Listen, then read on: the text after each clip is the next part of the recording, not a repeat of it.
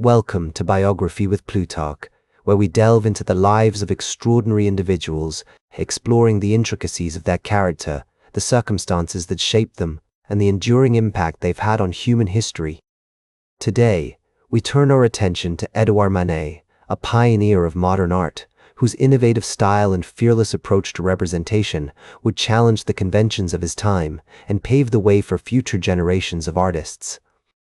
Born on January 23, 1832, in Paris, France, Edouard Manet entered the world amidst the tumultuous backdrop of the July Monarchy, a period marked by social unrest and artistic innovation. His birthplace, a comfortable bourgeois home on the Rue des Petits Augustins, was nestled in the heart of the city, surrounded by the winding Seine River and the historic Île de la Cité. Manet's family, though not excessively wealthy, enjoyed a certain level of respectability and social standing, thanks to his father's position as a judge at the Court of Appeals.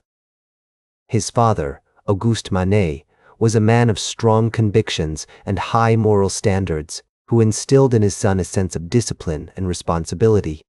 Manet's mother, Eugénie Désirée Fournier, was a woman of refinement and culture, who encouraged her son's artistic inclinations from an early age. The family's social standing and connections also provided Manet with access to influential circles, allowing him to meet and learn from established artists of the time. Manet's childhood was marked by a deep love for art and nature. As a young boy, he would often accompany his father on walks along the Seine, observing the city's vibrant street life and taking in the sights and sounds of the bustling metropolis. These early experiences would later influence his depiction of urban landscapes and everyday scenes in his artwork. The family also maintained a strong connection to their ancestral roots in the countryside, which would have instilled in Manet a sense of tradition and heritage.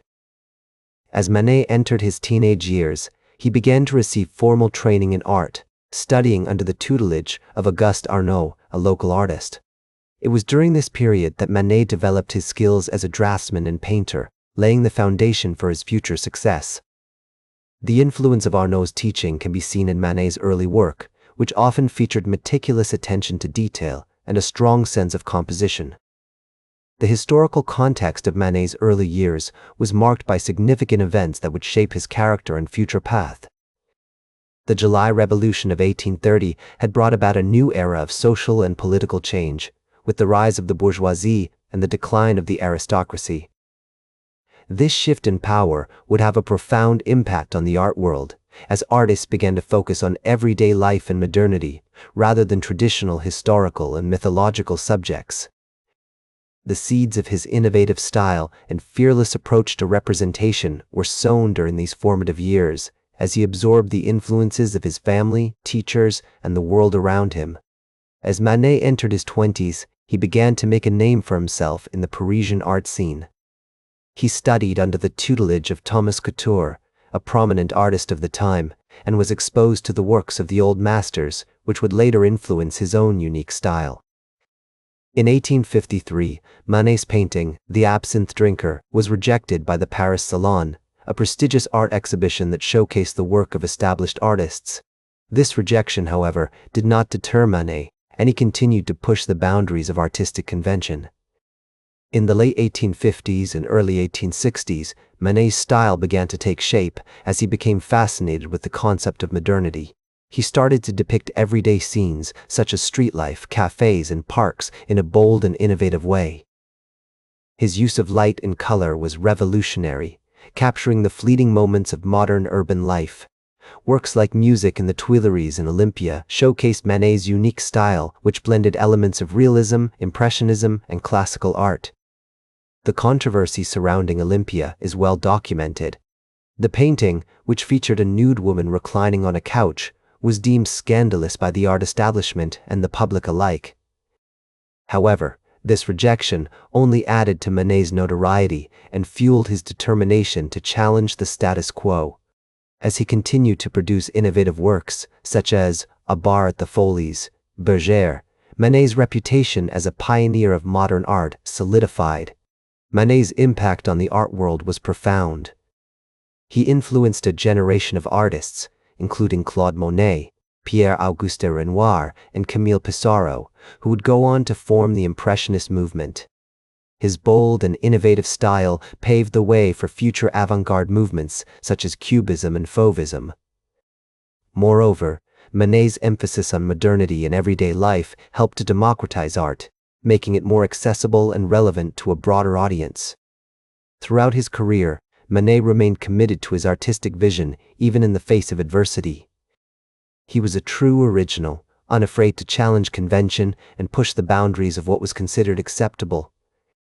As Manet entered his 50s, he began to experience a decline in his physical health, suffering from rheumatism and other ailments that made it increasingly difficult for him to paint.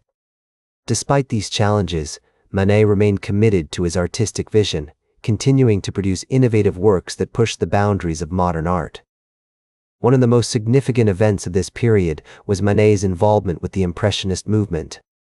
Although he never officially joined the group, Manet's influence on the Impressionists was profound, and many of them, including Claude Monet and Pierre-Auguste Renoir, considered him a mentor and a friend. In 1874, Manet participated in the first Impressionist exhibition, showcasing his painting The Railway alongside works by other notable artists of the time. Manet's later works are characterized by a greater emphasis on simplicity and directness, as seen in paintings like A Bar at the Folies-Bergere and in the Conservatory. These works demonstrate Manet's continued innovation and experimentation as he explored new ways of capturing light and color.